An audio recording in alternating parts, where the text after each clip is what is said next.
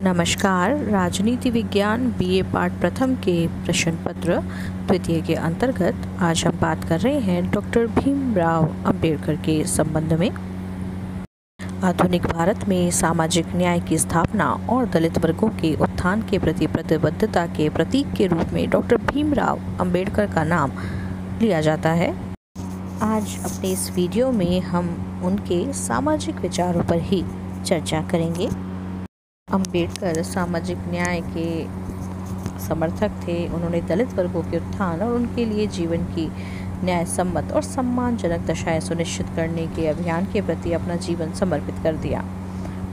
उन्होंने वैचारिक स्तर पर ही सामाजिक और आर्थिक न्याय की आवश्यकता का प्रतिपादन नहीं किया, बल्कि भारतीय समाज में विद्यमान अन्याय के निराकरण के लिए संघर्ष में सक्रिय रूप से भाग भी लिया, क्योंकि उनकी मान्यता थी कि तत्कालीन भारतीय सामाजिक व्यवस्था का जो स्वरूप प्रचलित है वो अन्यायपूर्ण है और इसीलिए वे सामाजिक परिवर्तन के प्रबल पक्षधर थे। हिंदू समाज का संगठन पारंपरिक आधार पर 4 वर्णों में विभाजित रहा है। ब्राह्मण, क्षत्रिय, वैश्य और शूद्रों को क्रमशः ज्ञान का आदान प्रदान, रक्षा, व्यवसाय और सेवा के कार्यों में संलग्न मानकर स्वाभाविक रूप से इसको हमेशा चित्रित किया गया है।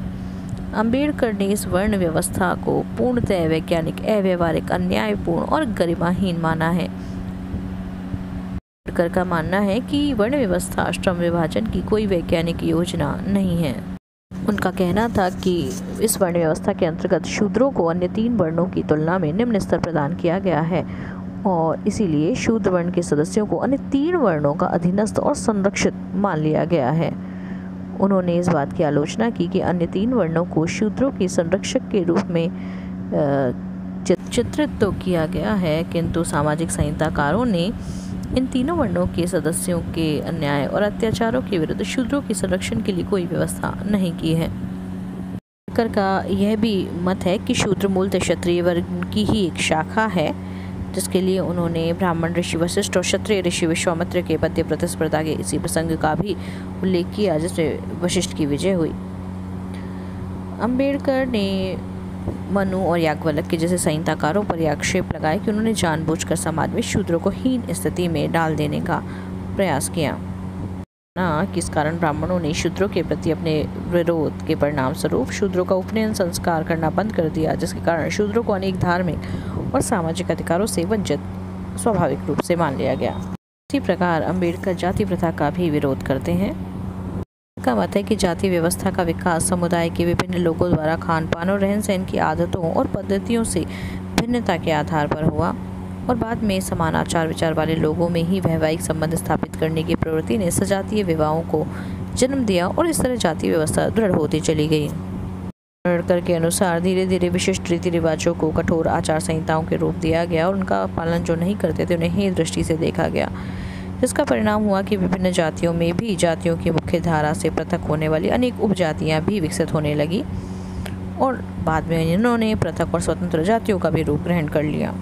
अंबेडकर के अनुसार जाति प्रथा के कारण व्यक्तियों के लिए उनके द्वारा किए जाने वाले कार्यों का निर्धारण पहले ही किया जाता है। व्यक्तियों को उनके कार्यों में उनकी स्वाभाविक क्षमता, प्रशिक्षण और अर्जित ज्ञान के आधार पर नहीं, अपितु उनके वंश और माता पिता के सामाजिक स्तर के आधार पर लगाया जाता है, जिसके कारण कार्यकुशलता की भी क्षति होती है। साथ ही इसमें स्थैतिकता भी है। वंशानुक्रम से प्राप्त व्यवसाय को अपनी इच्छा के अनुसार कोई बदला नहीं जा सकता। इस तरह जाति व्यवस्था सामाजिक स्थिरता को भी जन्म देती है। साथ ही इससे समाज में संकीर्ण दृष्टिकोण, रूढ़िवादी दृष्टिकोण का उदय होता है। वैवाहिक संबंधों में भी संकीर्णता आ जाती है, क्योंकि जाति प्रथा में अन्य जातियों के प्रति बंद द्वार की व्यवस्था प्रचलित है और इस जाति व्यवस्था के कारण एक समुदाय दूसरे समुदाय के विरुद्ध घृणा और असहिष्णुता का भाव रखता है। इसी तरह अंबेडकर हिंदू समाज में प्रचलित अस्पृश्यता को भी अनैतिक, अन्यायपूर्ण और अनुचित मानते थे। उनका मानना था कि अस्पृश्यता एक ऐसी चीज़ है जिसने हिंदू समाज के उत्थान में सबसे बड़ी बाधा का कार्य किया है और उनका ये भी मानना है कि अस्पृश्यता की जड़ें वर्ण व्यवस्था में ही हैं। उनके अनुसार मूलतः अन्य हिंदुओं में और आज अस्पृश्य समझे वाले लोगों में कोई भेद नहीं है। वर्ण व्यवस्था की व्याख्या करते हुए भी उन्होंने ये प्रतिपादित किया कि प्रारंभ में केवल 3 ही वर्ण थे और शूद्र वर्ण की उत्पत्ति बाद में ब्राह्मणों और क्षत्रियों के मध्य संघर्ष के परिणाम स्वरूप हुई। उन्होंने अस्पृश्यता के प्रचलन के लिए मुख्यतः हिंदू समाज में ब्राह्मणवाद और संहिताकारों के वर्चस्व को उत्तरदायी भी माना। अम्बेडकर ने कई स्मृतियों और शास्त्रों की भी इस आधार पर आलोचना की कि उन्होंने समाज में स्त्रियों की स्वतंत्र भूमिका पर प्रतिबंध लगाए। अम्बेडकर की मान्यता थी कि स्त्रियों को शिक्षा और अन्य सामाजिक क्षेत्रों में पुरुषों के समान ही अवसर प्राप्त होने चाहिए। हिंदू परिवार प्रणाली में स्त्रियों को पुरुषों के अधीनस्थ और उन पर निर्भर समझे जाने की प्रवृत्ति के वे विरोधी थे। इसीलिए पारिवारिक और सामाजिक जीवन में स्त्रियों की स्थिति में सुधार के लिए अम्बेडकर ने हिंदू कोड बिल को पारित करवाने के लिए भी गंभीर प्रयास किए। अम्बेडकर भारत में एक न्याय सम्मत सामाजिक व्यवस्था की स्थापना के लिए दलित वर्ग के उत्थान को अनिवार्य मानते थे। उनका ये दृढ़ मत था कि जब तक समाज के पिछड़े और अस्पृश्य समझे जाने वाले वर्गों को अन्य वर्गों के समकक्ष सामाजिक और आर्थिक स्थिति प्रदान नहीं किया जाता, राजनीतिक स्वतंत्रता भी निरर्थक है। दलित वर्गों के उत्थान के लिए अम्बेडकर ने सामाजिक, आर्थिक, नैतिक और सामाजिक समस्त स्तरों पर संगठित अभियान और कार्यक्रम संचालित किए जाने की आवश्यकता पर बल दिया। इसलिए उन्होंने बल दिया कि हिंदू धर्म की मूल मान्यताओं में भी क्रांतिकारी परिवर्तन किया जाए। हिंदू धर्म को नियमों का नहीं अपितु सिद्धांतों का धर्म बनाया जाए और उन सिद्धांतों में न्याय, समता और स्वतंत्रता को महत्वपूर्ण स्थान भी दिया जाए। वे विभिन्न सुझाव भी देते हैं, जैसे हिंदू धर्म का केवल एक प्रमाणिक ग्रंथ होना चाहिए जो समस्त हिंदुओं के लिए समान रूप से मान्य हो। पुरोहितों के पद को वंशानुक्रम से प्रदान नहीं किया जाना चाहिए। पुरोहितों को भी राज्य कर्मचारी माना जाना चाहिए और उनके नैतिक आचरण और अन्य कार्यों में अनुचित व्यवहार के लिए राज्य के द्वारा अनुशासनात्मक कार्यवाही की होनी चाहिए। इसी प्रकार अम्बेडकर जाति प्रथा को खत्म करने के लिए उसके स्वरूप में परिवर्तन लाना चाहते थे। उनका निश्चित मत था कि जाति प्रथा का उन्मूलन, जाति प्रथा के साथ जुड़ गए ऊंच नीच के विचार और अस्पृश्यता जैसी कुरीतियों के निवारण के लिए पारिवारिक प्रणाली में सुधार अत्यंत आवश्यक है। उनका कहना था कि जब तक परिवार के संगठन में जाति को आधार के रूप में अस्वीकार नहीं किया जाएगा, तब तक लोगों के मन से जाति प्रथा की बुराई पूरी तरह से नहीं निकल सकेगी। इसके लिए उन्होंने अंतरजातीय विवाह को एक प्रभावशाली उपाय माना। उनका मानना था कि अंतरजातीय विवाहों के कारण भावी संततियां स्वतः ही एक जाति के प्रति मिथ्याभिमान और हीनता से मुक्त होती चली जाएंगी। इसलिए उनका मत था कि विभिन्न जातियों के मध्य रक्त का सम्मेलन ही जाति प्रथा के उन्मूलन का सर्वाधिक विश्वसनीय मार्ग है। साथ ही अम्बेडकर ने यह भी अनुभव कर लिया था कि दलित वर्गों के उत्थान और अस्पृश्यता के उन्मूलन के लिए केवल सवर्णों की सद्भावना और सदिच्छा पर ही निर्भर नहीं किया जा सकता। दलित वर्गों का वास्तविक उत्थान तभी संभव है जब दलित वर्ग स्वयं जागरूक हो और अपनी उन्नति के लिए संघर्ष करने को कटिबद्ध हो जाए। इसीलिए अम्बेडकर ने दलित वर्गों के उत्थान के लिए उन्हें शिक्षित, संघर्षरत और कट संगठित बनाने की आवश्यकता का प्रतिपादन किया। अम्बेडकर का मानना था कि अस्पृश्यों में रहन सहन और खान पान की खराब आदतें, उनकी मानसिक दासता की प्रवृत्ति सामाजिक जीवन की मुख्य धारा में उनके सम्मानपूर्ण स्थान अर्जित करने के मार्ग में सबसे बड़ी बाधा है।